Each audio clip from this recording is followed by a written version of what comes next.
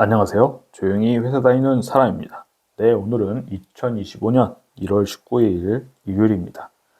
이번 주 영상 주제는 저는 더 이상 재테크 공부를 안 해도 될 것 같다. 이런 이야기를 드려볼까 하는데요. 원래도 제가 S&P 500 투자하면서 재테크 공부하는 모습, 이런 정보 공유하는 거를 안 하긴 했었지만 왜 또 이렇게 생각을 하는지 말씀을 드려보겠습니다. 일단은 저는 여기서 보이는 페이지 타이틀처럼 목표 달성률 이제 100%를 달성하고 2년 정도를 유지를 하면은 굳이 회사를 돈 때문에 다니지 않아도 된다의 목표를 세우고 열심히 S&P 500 ETF를 모아가는 투자를 이제 진행하고 있는데요. 저는 이제 매주 수익 손실 금액이 이제 수백만 원대를 왔다 갔다 하는 모습을 이제 보여주고 있습니다. 하지만 저는 5억 7천, 현재 가치 기준으로 5억 7천을 모은다는 원대한 목표를 가지고 투자를 하고 있기 때문에 목표 달성률 퍼센트 기준으로 보면은 일주일에 1%도 채 변하지 않기 때문에 이래서 언제 100%를 달성해가지고 돈 때문에 회사를 다니지 않아도 되는 경지에 다다를 수 있나 하는 조바심이 들기도 합니다. 이렇게 매주 통계를 내다 보면은 아직은 제 월급의 힘이 이제 절실하다는 것을 체감하게 되는데요. 월급을 받아 400만 원 정도 투자금으로 입금을 하고 나면은 대략 0.8% 정도 목표 달성률이 올라가게 됩니다. 혹은 더 욕심이 많은 투자자라면은 기초 자산의 2배, 3배로 움직이는 레버리지 ETF에 투자할 법도 한데요. 하지만 저도 이전 영상에서 구글의 윌로우가 보여준 양자 컴퓨터의 상용화 이런 걸 언급했던 것만큼 우리 인류가 언젠가는 달성할 꿈의 기술이 양자 컴퓨터라고 생각을 하고 있는데요. 그런 아이온큐 또한 양자 컴퓨팅 기술을 개발하는 미국의 대표적인 기업 중에 하나입니다. 왜 이런 이야기를 하느냐라고 하면은 앞서 보셨다시피 엔비디아의 CEO 젠슨 왕의 한마디 때문에 아이온큐를 3배로 추정하는 아이온큐 3배 ETP가 상폐됐다.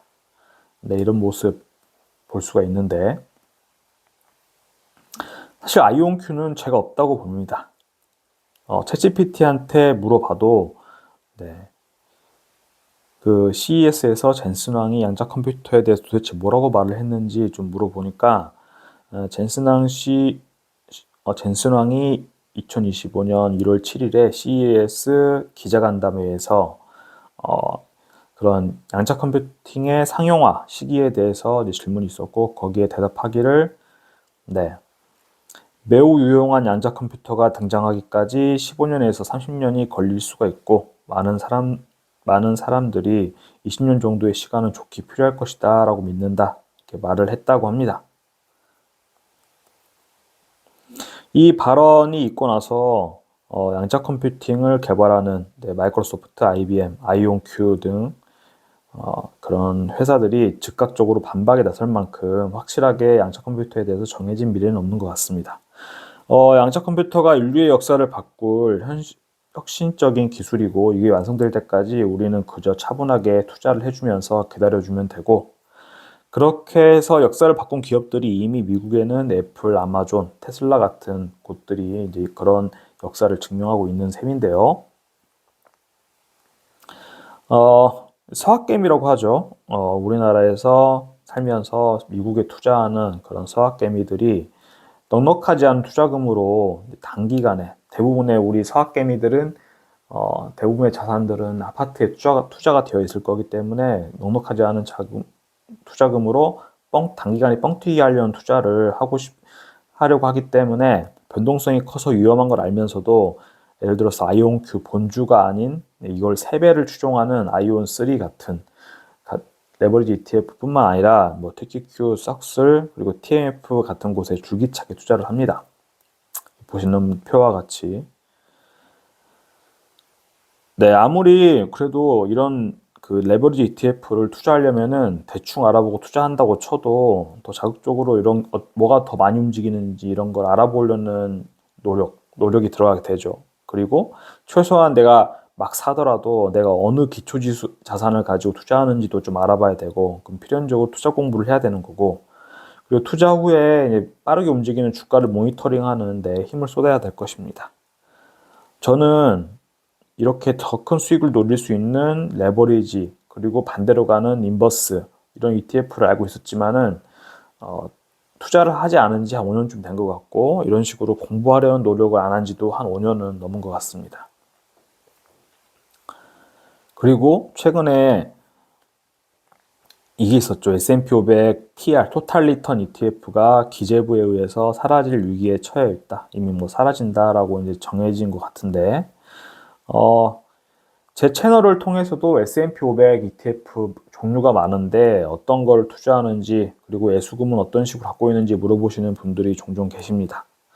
저는 뭐 수수료 이런 거 구구절절 따지기보다는 어떤 게 시가총액이 가장 크고 오래된 ETF인지를 보고 투자를 하고 있는데요.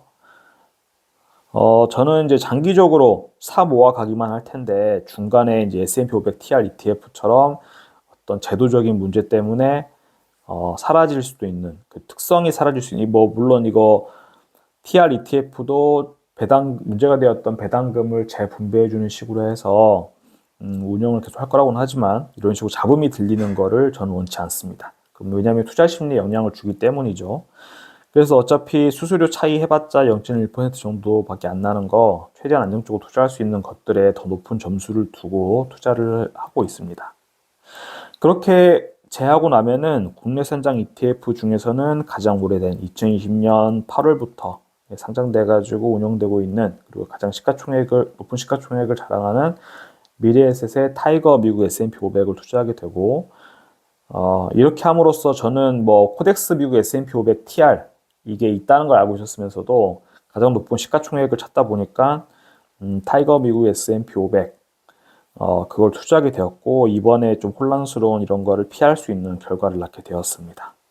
결론적으로 좀 시가총액 높은 ETF를 투자하자는 게 제 지론이고, 다만 미국 상장 S&P 500 ETF 중에서 시가총액이 가장 큰 거는 가장 오래된 역사, 1994년도부터 이제 상장돼서 운영되어 있던 스파이 대신에 저는 그 2등인 VO를 좀 투자하고 있는데요.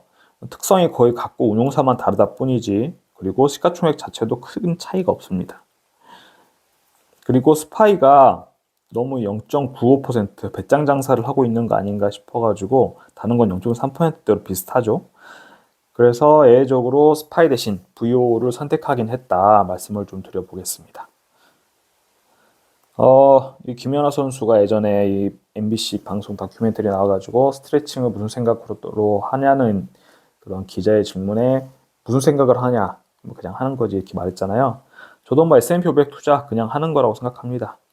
이렇게 가장 믿을 만한 S&P 500 ETF를 국내 상장된 타이거 미국 S&P 500, 그리고 직접 투자할 때를 위한 VO, 이런 것들을 깔끔하게 종목 세팅을 해놓고 그냥 단순하게 회사 다니면서 일을 하죠. 월급을 받습니다.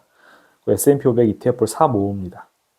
S&P 500 투자금이 계속 불어나가지고 언젠가는 내가 일해서 버는 돈보다 S&P 500 투자 수익금이 더 많아지는 기간이 2년 이상 연속해서 발생을 합니다. 그러면 그때 저는 회사를 떠날 자격을 얻는 거죠.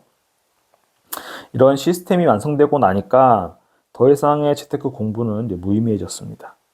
여기서 어떤 딴지가 저에게 들어오더라도 지금까지 해오던 S&P 500 투자를 중단하고 다른 투자를 시작해서 유의미한 결과를 낼 수 있다, 이런 확신이 저에게는 없습니다. 제가 늙어가지고 언젠가는 회사에서 일선에서 물러나는 시기가 오겠죠, 분명히.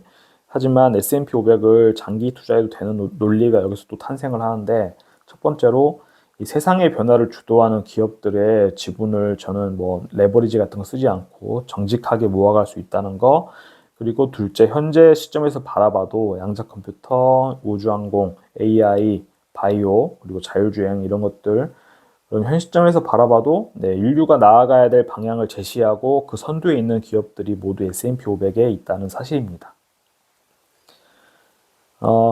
뭐 투자 일지기 때문에 제 뭐 포트폴리오도 한번 좀 이야기를 해봐야 되는데 예수금이 32.4% 이렇게 유지를 하고 있고요. 제가 예수금을 굳이 유지하는 이유는 네, 공포에 질리기보다는 저가 매수 찬스로 생각하기 위해서 하락했을 때 그렇고요. 제가 가장 중요하게 생각하는 거는 심리적 안정감을 가지고 장투를 하는 거라고 생각합니다. 그래서 언젠가 한번 대폭락의 시기가 오면은 불안이 떨면서 여기보다 더 떨어질 거 생각하고 제가 지금 수익이 나고 있지만 그 수익금이 다 날아가서 적자가 됐을 때 뭐 팔고 시장을 떠나기보다는 몇 년 전 몇 년 전 가격으로 싸게 매수할 수 있는 대박 기회를 얻었다 이런 심정으로 그 기회를 즐기기 위해서 예수금 30%를 항상 유지하려고 노력을 하고 있습니다. 그리고 네, 월급날이 아니더라도 저는 이렇게 짜투리 수입이 생기면은 그중에 50%는 과자를 사 먹고 네, 50%는 S&P 500을 사 먹으려고 노력을 합니다.